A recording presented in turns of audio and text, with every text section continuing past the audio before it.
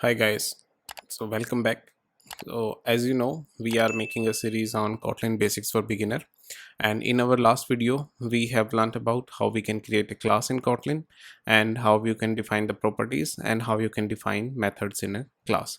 So as you know, the basically class is a combination of properties and methods, and also today we are going to learn about what are the constructor in a class and types of constructor in a class. So as you have seen in our previous video, we have the phone class and we are passing these properties, and so these are called as the properties. And to initialize these properties, we basically define constructors. So let's learn it with an example. So I'm creating a new Kotlin class or file.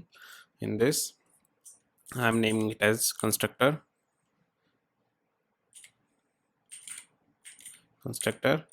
example, right? So let's make it an example, and so here let's define the main function, and below this let's define a class. So as you know, what I have told you, like what is a constructor is basically used to initialize the properties of a class. And constructor guys are of three types. Like basically we have default constructor in Kotlin, we have primary constructor, secondary constructor, and so on. So here let me define a class car, right? And let's just define some of its property. So a car must be having a name, that's a string, we can say, and a car is having number of tires, that is also a string, and the car is having a seating capacity, you can say, or you can say engine type. Car must be having a engine,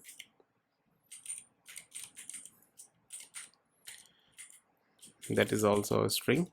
And also tires, engine type, and we can have seats,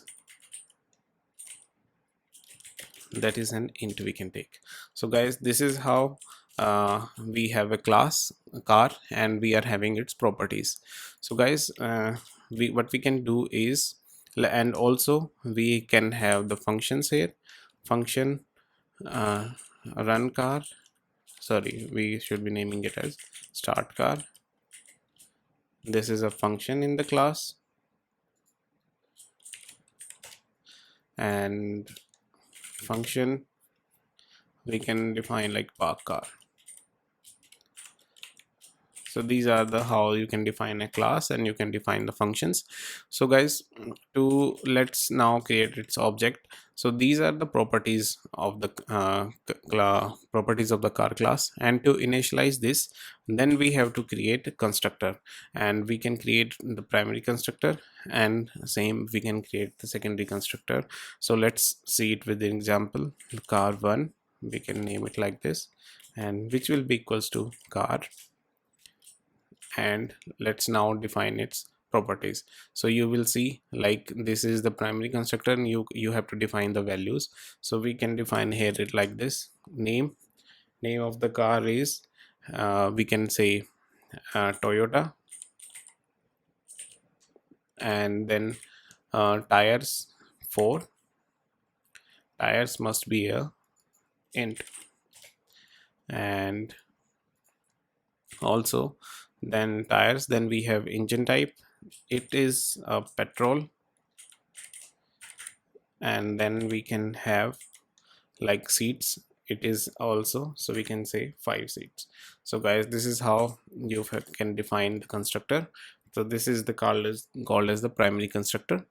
And if so, for example, and you can simply pass on the values, and to initialize the properties you have to define the constructor, and this is how you define the constructor in Kotlin guys. And also to define a secondary constructor, before that let's see about the primary constructor. So when you are default constructor, basically when you are having a class with no properties, Then it is when, and you are going to, like, we have a function here, like print name. So here we can simply define println name as John. So this class is having no properties, but when you are creating an object of this class equals to person, so here it is giving an error. So by default we have to create have no companion must be initialized. So for this we have to create define pass a default constructor. So this is with the constructor without no parameters, no properties, passing or initializing any properties is called as the default constructor. So without, even if we remove this, Kotlin by default creates a constructor for it for us, that is called as a default constructor, and this is how you can then simply access the functions here, functions of this class. So this you can, how you can access the print name functions. So here we in come back to our car class. Here we have defined the properties and we have initialized it using the primary constructor.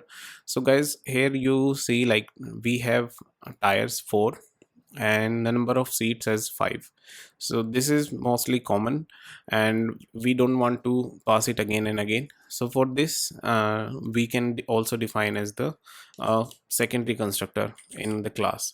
So for this what you have to do is define constructor and pass the name, and comma we have to pass the we only going to pass the engine type again, right? And how you have to define it like this, and then you have to call its primary constructor. Here you have to pass name and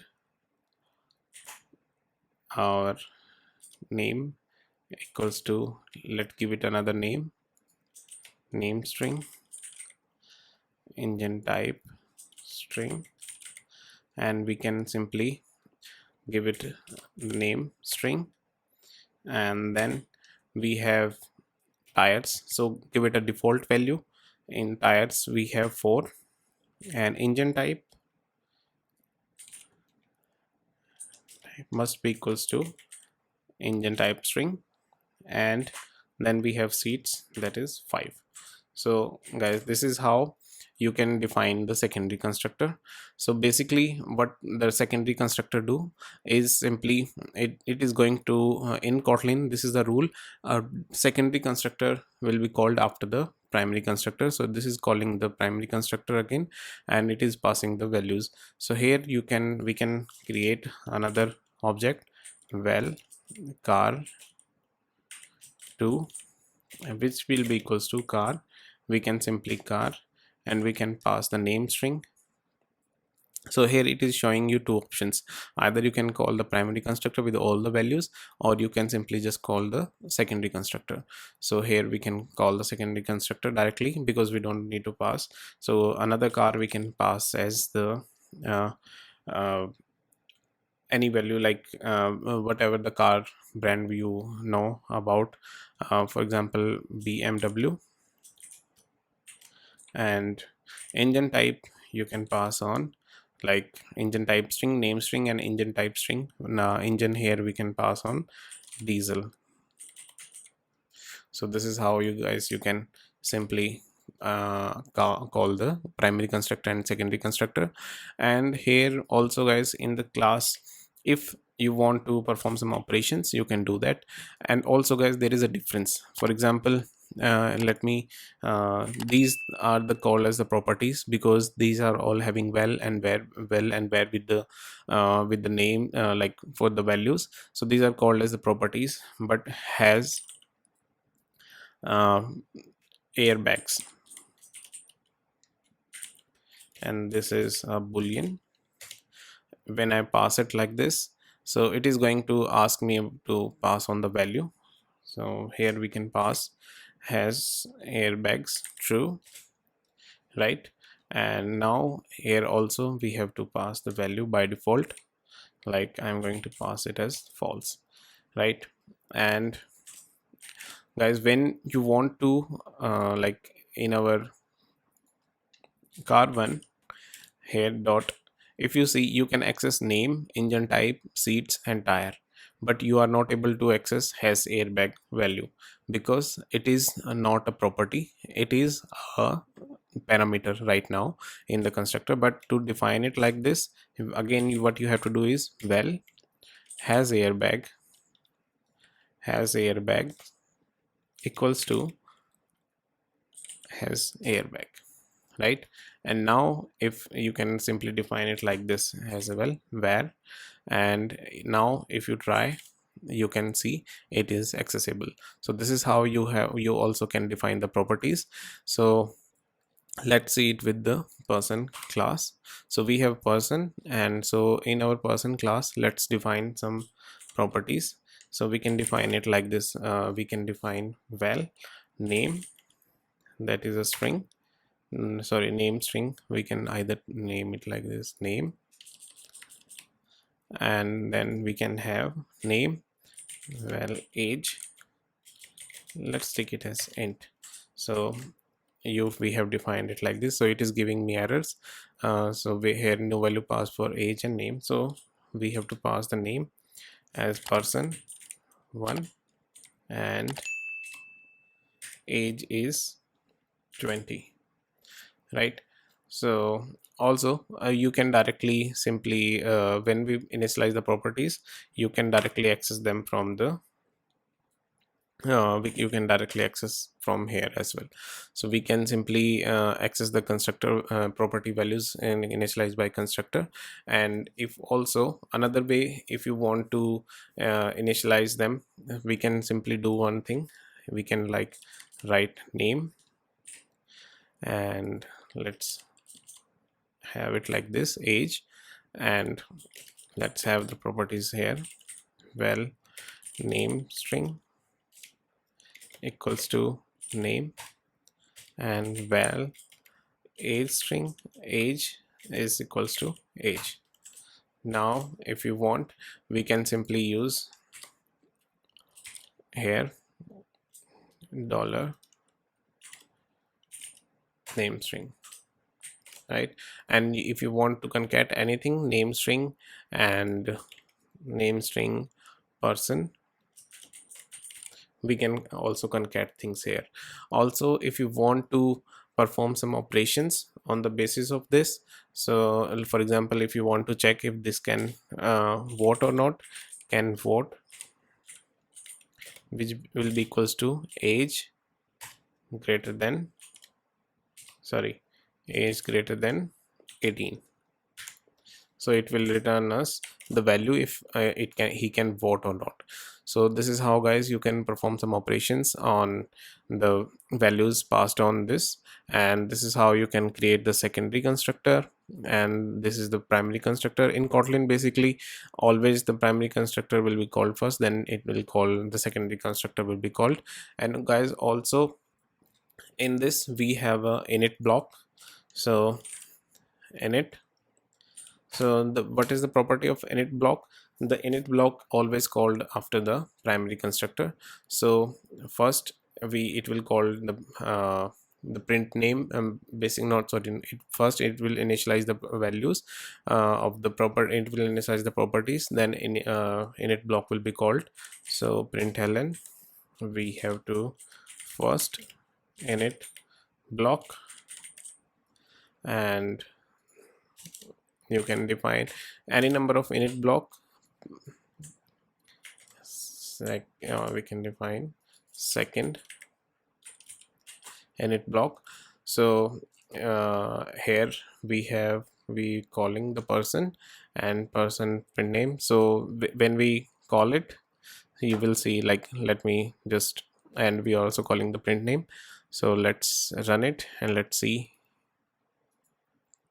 So what you will what we will get, so we in the init block is like the init block which is called first will be called first, and the block init block which is called after, then it will call.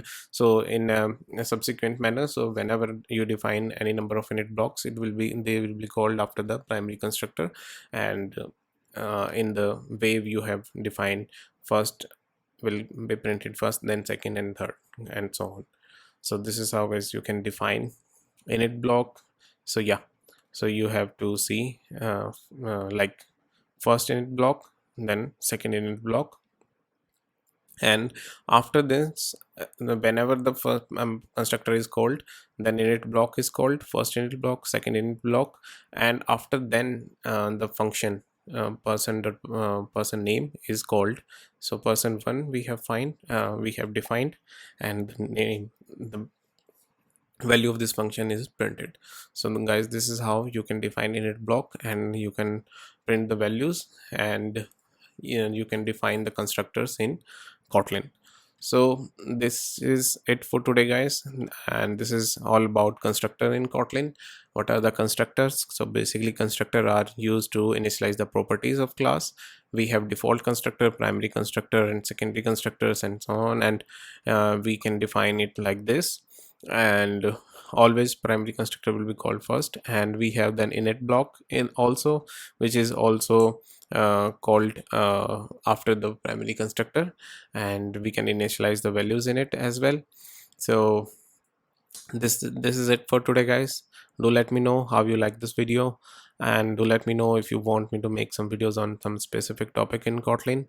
And later on guys, we have to discuss, we will learn in next coming videos about the getter setter, data classes, and shield classes, and other things in Kotlin. So keep watching and keep learning. Thank you guys. Bye.